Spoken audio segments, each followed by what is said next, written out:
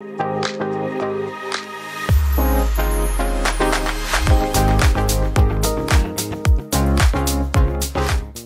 on se retrouve dans la partie suivante, ça concerne le rôle des émotions. Et là, si vous êtes en pleine réflexion et en pleine reconsidération de votre vie professionnelle ou en pleine création de votre vie professionnelle si vous êtes étudiant, je pense qu'il y a certaines émotions qui vont certainement vous parler et qui peuvent être parfois très désagréables à ressentir. Je parle de la peur et je parle du manque de confiance en soi.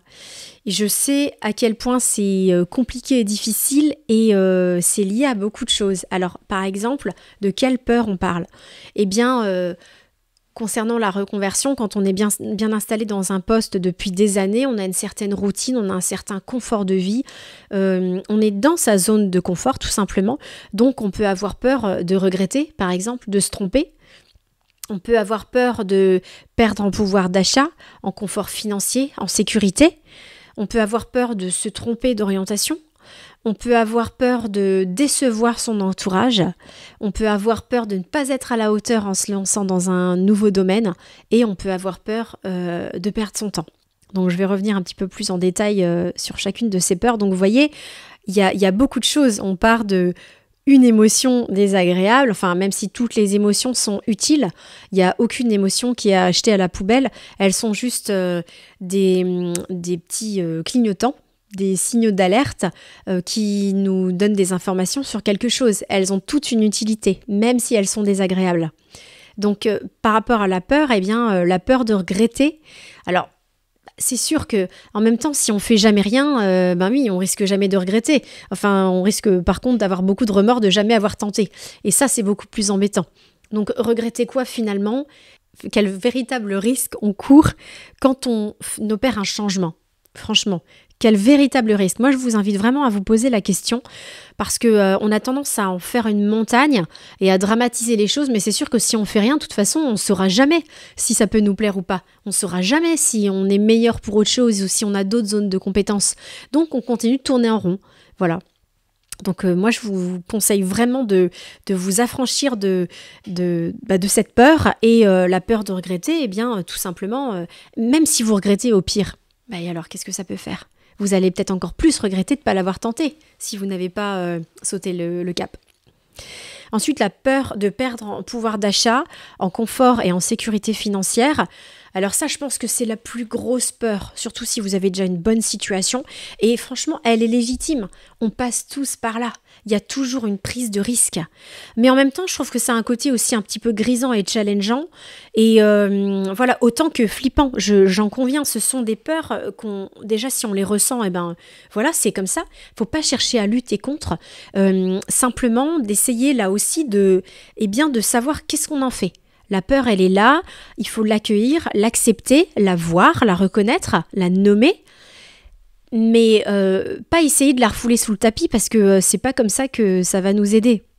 Mais j'espère que toutes les petites astuces que je vais pouvoir vous donner par la suite, elles vont pouvoir vous aider et vous réconforter, vous rassurer pour justement aller au-delà de ces peurs et vous permettre de les outrepasser. Et là aussi, vous savez, on parle de confiance en soi, mais c'est vraiment quand vous aurez réussi à passer ce cap, ce challenge, et à vous dire, voilà, j'ai été au-delà de mes peurs, j'ai réussi. Même si c'est un petit objectif ou un petit défi que vous lancez, c'est comme ça, c'est en y allant graduellement que vous allez vous prouver à vous-même que vous en êtes capable. Donc par rapport au fait de perdre en pouvoir d'achat, on va voir une partie sur les finances un petit peu plus tard. C'est sûr qu'il ne faut pas faire n'importe quoi, foncer tête baissée sans réfléchir. Je ne vais pas vous dire demain, ok, il faut tout plaquer, poser votre démission et puis y aller sans peser le pour et le contre. Ça, bien évidemment. Mais pour autant, parfois, il faut aussi réussir à accepter. C'est surtout ça, accepter de sortir de cette zone de confort et pour finalement se dire qu'on ne fait que reculer pour mieux sauter. Donc ce n'est qu'une étape dans la vie. Je pense que ce qui peut rassurer aussi, c'est de le voir comme un phénomène transitoire. On n'est pas en train de graver toute sa nouvelle vie dans le marbre parce qu'on opère un changement. On a l'impression parfois quand on éprouve une émotion comme ça désagréable que c'est pour toujours, que c'est constant et permanent, alors qu'en fait pas du tout. C'est transitoire. Voilà ce que je peux vous dire sur la peur de perdre en pouvoir d'achat, en confort financier, en sécurité. Bien peser le pour et le contre, bien garder les deux pieds sur terre, mais en même temps dédramatiser et tester des choses. Ensuite, par rapport à la peur de se tromper d'orientation, bien sûr que on peut se tromper. On peut se rendre compte qu'on n'est pas fait pour ça, que c'est pas notre truc, mais si on le teste pas, on ne pourra jamais le savoir. Alors c'est sûr qu'on n'a pas envie de perdre de temps, on n'a pas envie de perdre des années, qu'on soit jeune et qu'on cherche sa vocation ou qu'on se réoriente, on se dit mais une année c'est énorme, quelque part ça paraît énorme. Et je peux parfaitement le comprendre, je suis passée par là. Là aussi j'ai envie de vous dire que s'il y a bien un élément qui peut aider à contrebalancer la peur, c'est l'intuition. Alors je vous parlerai de la méditation aussi, parmi les astuces que je vous proposerai. Toutes les ressources, elles sont en vous et toutes les réponses, elles sont en vous. C'est-à-dire que les autres ne savent pas mieux que vous ce qui est bon pour vous. D'accord ? Donc, se tromper, il faut aussi se dire qu'on a droit à l'erreur. On a tous le droit de se planter. Et c'est aussi grâce à l'échec qu'on évolue. Vous connaissez quelqu'un autour de vous qui s'est jamais trompé, qui s'est jamais gamellé, qui s'est jamais, qui a jamais fait le mauvais choix, on va dire. Moi, je connais personne. Personne. Ou alors des gens qui s'inscrivent dans une routine mais que je ne voudrais pour rien au monde. Et chacun la sienne, c'est pas critiquable, mais simplement, c'est aussi important et c'est aussi par l'échec qu'on grandit. On dit toujours que c'est pas par rapport au nombre de fois qu'on ne tombe pas qu'on apprend, c'est par rapport au nombre de fois qu'on s'est relevé. Et franchement, je le pense avec intime conviction, et là aussi par rapport à mon expérience de vie personnelle. Je vais vous parler de mon cas quelques minutes par rapport au fait d'avoir peur de se tromper d'orientation. Je vous ai dit dans ma présentation qu'à 38 ans, j'ai repris mes études pour faire un master. Donc là, vous imaginez, déjà 38 ans, j'étais dans un certain confort dans notre entreprise familiale, donc un centre de formation qui avait été créé en l'an 2000 par mon papa. J'y encadrais l'équipe commerciale et je m'occupais du marketing. Et donc les années passant, j'en ai eu un petit peu marre de faire que vendre de la formation et j'ai eu envie de passer à autre chose. J'avais envie d'être au contact des personnes directement, de me sentir plus utile ou autrement, d'accompagner. Et j'ai toujours eu à la fois cette passion pour l'entrepreneuriat et cette passion pour le bien-être, d'où le nom de ma société, Business et Bien-être, vous l'aurez compris. Et donc, il y a eu des fois, mais je me souviens en avoir pleuré, c'était compliqué, je ne savais pas ce que je voulais faire, je ne savais pas pourquoi j'étais vraiment douée, je ne savais pas par quoi commencer. Et j'ai fini un peu, après moult recherches sur Internet, un peu en désespoir de cause, à faire confiance. Je suis quelqu'un de très intuitif. Donc, en général, j'ai appris à écouter mon intuition et je sais que c'est quelque chose de très serviable et j'en suis grandement reconnaissante. Donc bref, j'ai trouvé sur Internet une coach qui était basée à Paris parce que le coaching en 2018, c'était pas du tout répandu comme aujourd'hui. Et donc c'était du coaching en ligne. Donc ça coûtait 100 € de l'heure, 100 € la séance. Je me disais, tu vas investir cet argent, tu sais pas ce que ça va t'apporter, tu sais pas si tu peux faire confiance à cette personne, est-ce qu'elle va plus t'induire en erreur qu'autre chose. Enfin voilà, j'avais plein de peurs, rien que par rapport au choix de l'accompagnement, vous imaginez les peurs. Et puis voilà, de fil en aiguille, je me suis dit, de toute façon, perdu pour perdu, j'y vais, et puis je verrai bien, et puis je suis mon intuition. Donc j'ai suivi cette personne, et on a fait quelques séances, je sais plus... 5-6 je pense. Et elle m'a fait cheminer dans ma réflexion, un petit peu comme j'essaye de faire avec vous aujourd'hui là au travers de cette formation. Et de fil en aiguille, on en est venu au fait que je pourrais être coach. Voilà. Donc, alors là, c'était que une prise de conscience ou une idée. Mais j'étais encore loin de l'être. Et là, pareil, encore plein de peurs, des nouvelles peurs. Et je me disais, mais attends, déjà... Et si t'es pas faite pour ça, et puis tu travailles, ta petite fille elle a 4 ans, et du coup, qu'est-ce que tu vas faire comme école de coaching ? Et j'ai pas envie d'aller toute seule sur Paris, et donc il y avait plein de et si, et plein de croyances comme ça limitantes qui ont fait que je voyais le truc impossible. Pour moi c'était, no way. Et du coup, elle m'a dit un truc hyper pertinent, et ça je vous le dis aussi, c'est que à partir du moment où vous commencez à lâcher prise et à vous autoriser à ne serait-ce que entrevoir des solutions, eh bien, comme d'un fait exprès, vous allez voir que il y a fort à parier en tout cas que les planètes s'alignent et que toutes les portes s'ouvrent pour vous optimiser les conditions d'accès à ce que vous voulez. Alors, j'ai pas dit que c'était une baguette magique, attention, et que tout allait être facile comme ça, c'est pas ce que je suis en train de dire, mais que quelque part, le fait de relâcher mentalement, eh bien, ça permet aussi de s'ouvrir les portes. C'est comme si notre cerveau percevait le fait que, voilà, on est dans un bon mood pour passer à autre chose. J'espère que je suis claire. Donc, qu'est-ce que j'ai fait ? J'ai entrepris des recherches déjà pour trouver une école de coaching. Je me suis dit, bon, à ce stade-là, tu prends aucun risque, ça te prend un peu de temps, mais voilà, qu'est-ce que tu perds à essayer ? Donc j'ai trouvé différentes écoles, donc sur Paris, sur Nancy, sur Luxembourg. Donc pour rappel, moi je suis sur Metz. Et puis j'ai trouvé une école, Lycean Business School. Je me suis renseignée, j'ai demandé un dossier, voilà. Et puis là, il y avait, voilà, c'était quand même un certain coût financier. Et donc là, nouvelle barrière, nouveau frein, nouvelle peur. Et si, voilà, j'allais, est-ce que je vais investir, je sais pas moi, plus de 10 000 euros pour me payer cette formation, au détriment de la famille, et si je me rends compte que ça me plaît pas, et si j'arrive pas à accumuler tout ça avec mon travail, et si à la maison ça se passe pas comme je le souhaite parce que je serai absente 3 jours par mois, et si finalement j'échoue à mon examen, et si finalement je réussis à mon examen mais que je n'arrive pas derrière à avoir suffisamment de clients, enfin j'ai eu plein de peurs, de croyances et d'obstacles que je me suis créés par rapport au fait d'avoir peur de me tromper d'orientation. Vous voyez, je suis toujours sur la partie les peurs. Et puis finalement, j'ai continué mes investigations. J'en ai parlé avec mon mari. Ça a été une vraie décision de famille. J'en ai parlé avec mon employeur pour organiser tout ça. Ça n'a pas été forcément très simple, hein, mais il y a des solutions. J'ai trouvé un financement grâce au CPF, donc le compte personnel de formation. Et ça, je vous en parle, c'est important.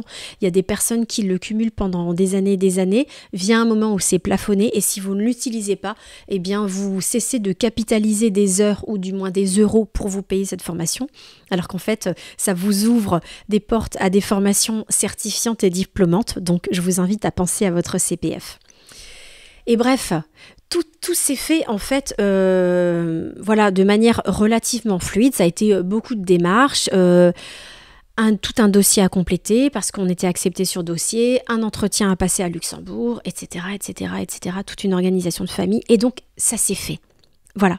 Donc, malgré cette peur de me tromper d'orientation, malgré cette peur, voilà. Et je voulais juste vous faire part de cette expérience pour vous montrer que, voilà, je vous parle de tout ça, mais parce que vraiment je l'ai vécu, et que d'outrepasser cette peur, eh bien c'est là qu'on s'ouvre le champ des possibles. Toujours dans la continuité des peurs, il y a également celle de décevoir son entourage. Bien souvent, on a des expectatives pour les personnes de son entourage, des attentes, mais encore une fois, qui n'ont pas grand fondement, dans le sens où ce qui est important, c'est de savoir ce qui vous convient à vous-même. Donc, décevoir son entourage, en fait, je pars toujours du principe que quand on n'attend rien, on risque pas d'être déçu. C'est un petit peu comme si on avait des comptes à rendre à quelqu'un. Finalement, votre vocation, elle vous appartient. Et il n'y a pas à décevoir ou pas décevoir parce que, encore une fois, c'est une projection des autres sur vous. Donc, c'est complètement erroné. Alors, là aussi, s'affranchir de ça, c'est également se libérer d'un poids. Je sais que c'est pas facile, mais pour autant, c'est important que vous pensiez à vous-même. C'est pas égoïste, simplement, c'est votre vocation, c'est votre quotidien d'aller faire ce job tous les jours. Et donc, il n'y a pas à décevoir ou pas décevoir. Et puis, je pars du principe que quand on aime quelqu'un, on veut son bonheur. Donc, finalement, si c'est ce que vous allez accomplir qui vous rend heureux, on n'a pas de jugement à porter dessus et on n'a pas à se dire « Oh, ça me déçoit ». Ben non, parce que dans ce cas-là, ça veut dire quoi ? Ça me déçoit de le voir heureux ? Je ne suis pas d'accord avec ça. Donc, voilà. essayez de travailler sur vous-même pour ne pas pour vous dégager de tout ça. En 5e peur, on a la peur de ne pas être à la hauteur en se lançant dans un nouveau domaine. Là aussi, je trouve ça plutôt courageux qu'autre chose. On a de multiples facettes dans notre personnalité, de multiples compétences. On n'est jamais doué que pour une chose. On a tous tout un potentiel, encore une fois à l'état latent, qui ne demande qu'à être exploré. Quel risque on prend véritablement à le tenter, à l'explorer? Et puis, on évolue aussi au fil des années. Donc, il se peut très bien que vous ayez déjà quelque chose, voilà, un point de départ par rapport à une certaine compétence quand vous êtes plutôt jeune et que finalement, ça va vraiment venir éclore quelques années après. Donc, ce qui est sûr, c'est que si vous n'essayez pas, vous pourrez le regretter et vous ne saurez jamais si vraiment vous êtes compétent en la matière. Donc, quel risque véritablement on prend à essayer, à se former, à expérimenter, à tester, à voir soi-même si on est doué, si on aime, etc. Donc, et même imaginons que ça n'aboutisse pas exactement à ce que vous souhaitez, eh bien vous aurez au moins eu le mérite d'avoir tenté. Donc, ne pas être à la hauteur, c'est quoi? Là aussi, c'est parfois parce qu'on a tendance à se mettre une barrière et une pression de fou et bien souvent trop haute, surtout quand on découvre quelque chose de nouveau. Parfois, c'est la posture humble qui est la plus appropriée et qui va vous faire là aussi avancer tel que vous le souhaitez. Et puis, s'il s'agit d'une activité nouvelle, il faut aussi partir du principe que vous allez commencer peut-être de zéro et que petit à petit, vous allez acquérir ces compétences. Et en termes de motivation, c'est génial parce que c'est justement quand on se voit progresser que là, ça nous motive, ça nous booste et puis on voit une véritable avancée. Parfois, il y a des personnes, et je le dis en formation management pour la délégation, quand quelqu'un est très expérimenté, qu'il a une bonne maturité professionnelle, qu'il est habitué à faire ce qu'il fait, on a tendance à ne plus forcément l'encourager suffisamment ou ne plus lui déléguer de nouvelles choses. Et c'est là qu'une lassitude s'installe. Peut-être que parmi les personnes qui nous regardent aujourd'hui, vous êtes concernés, vous êtes excellent expert dans votre domaine, vous avez beaucoup d'expérience, mais du coup, il y a un certain ennui. Et franchement, c'est extrêmement lassant parce qu'on a l'impression de régresser, d'être diminué intellectuellement ou même, si c'est un travail manuel, physiquement, alors qu'en fait, on a de nouvelles choses à explorer.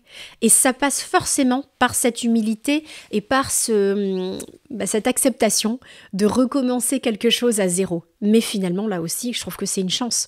C'est explorer quelque chose de nouveau, se découvrir des nouveaux talents. La 6e peur, c'est celle de perdre son temps. Et encore une fois, je peux que la comprendre parce que je suis passée par là. Même une année, on va se dire une année dans une vie, c'est quoi? Franchement, c'est rien. Et pour autant, quand on s'apprête à se lancer dans une année où on reprend ses études, où on se réoriente, une année, voire plus, il y a des gens qui reprennent leurs études sur 4-5 ans, on a l'impression que c'est énorme. En fait, tout est question de point de vue. Imaginons que vous repreniez vos études à 40 ans ou que vous vous reconvertissiez à la quarantaine. Si vous vivez jusqu'à 80-90 ans, imaginez le recul que ça fait. En fait, c'est toujours bien de pouvoir s'extraire et d'avoir une prise de recul sur toute une vie. En fait, une carrière, ça évolue et ça s'inscrit sur toute une vie. Donc, perdre son temps... Ok, mais là encore, quel regret on aura dans 5 ans quand on aurait pu avoir fini ses études ou sa reconversion et qu'on y est arrivé. Finalement, on se rendra compte que c'est pas la mer à boire. Je pars du principe que de toute façon, quand on est mal, qu'est-ce qu'on a d'autre à perdre? C'est important aussi de s'accorder son temps parce qu'une reconversion, ça se fait vraiment pas en 5 minutes, comme je l'ai déjà dit plusieurs fois, mais une reconversion, ça se fait vraiment dans le temps. Donc, accordez-vous ce temps. Je sais que c'est une ressource qui se fait très rare et on est tout le temps dans cette vie effrénée avec une course contre la montre où il faut être productif, rentable, efficace, performant. Enfin, c'est des mots qu'on voit, qu'on lit, qu'on entend à tout va. Mais il y a un moment, appuyez sur le bouton pause et vous autorisez vous-même à vous prendre ce temps, le temps de la réflexion, le temps d'écouter son intuition aussi, Parce que quand on s'accorde plus de temps, c'est comme si on la refoule un petit peu cette intuition, alors qu'en fait, c'est elle qui nous apporte toutes les réponses. Donc cette question de temps, en fait, c'est un petit peu dommage, parce qu'au final, et surtout quand on n'est pas forcément bien professionnellement, je pense qu'on ne sait même plus après quoi on court. En fait, voilà, on court, donc on est dans cette vie effrénée, mais on ne sait même plus après quoi. Je vous invite vraiment à vous poser. Prenez-vous le temps. Mettez sur papier. Cheminez. Allez-y tranquillement. Reprenez vos écrits. Transformez-les, rechangez-les, évoluez. C'est beau. Enfin, je veux dire, on évolue toute notre vie. Rien n'est permanent sauf le changement. Disait quelqu'un de célèbre jeune. J'avoue que sur le coup, je ne sais plus d'où est cette citation. Je vous le retrouverai. Mais c'est ça. En fait, on change en permanence. Et c'est ce qui est beau. C'est ce qui nous permet d'évoluer aussi. Voilà, donc par rapport à cette notion de temps, le temps est le même pour tout le monde, c'est vraiment une question de perception des choses. Voilà, et de priorité. Si votre priorité, à un moment, vous vous autorisez à vous dire que c'est vous-même, eh bien, à ce moment-là, vous méritez aussi de vous accorder ce temps. Voilà, tout de suite un cas pratique, une réflexion personnelle. Je vous demande quels sont vos plus gros freins pour vous révéler dans votre carrière, vos croyances limitantes, vos peurs que vous avez depuis que vous êtes tout petit, initiées par vous-même ou par l'extérieur. Listez-les sans aucune honte, on en a tous, mais c'est important pour la suite de l'aventure.